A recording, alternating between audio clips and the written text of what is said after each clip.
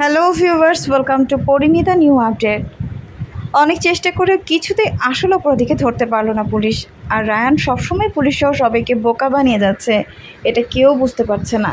ওদিকে পুলিশ সেই ভাঙা ফোনটা উদ্ধার করে সেটা থেকে কিছু তথ্য প্রমাণ পাওয়া যায় কিনা দেখছে। এদিকে তুর্য মনে মনে বলছে আমাকে ধরা অতটা সহজ হবে না, আর আমি কিছুতেই ওই বসু পরিবারের কাউকে ভালো থাকতে দেব না। ওদিকে সবাই চলে এসেছে কলেজের অনুষ্ঠানে, আর সেখানে চলে এসেছে পারুলের বোন টগরও। আর অনুষ্ঠান চলাকালেই কিছু গুন্ডা লোক সেখানে ঝামেলা করে, কারণ তারা সবাই সম্মিলনের লোক। আর সেখান থেকে সম্মিলনের লোক পারুলের বোন টগরকে তুলে নিয়ে যেতে গেলে তাদের হাত থেকে টগরকে উদ্ধার করে রায়ান ও পারুল। আর সবগুলো গুন্ডাদের সাথে লড়াই করে পারুল, আর সেখানকার একটা লোক পেছন থেকে পারুলের মাথায় লাঠি দিয়ে আঘাত করলে সঙ্গে সঙ্গে নিচে পড়ে যায় পারুল।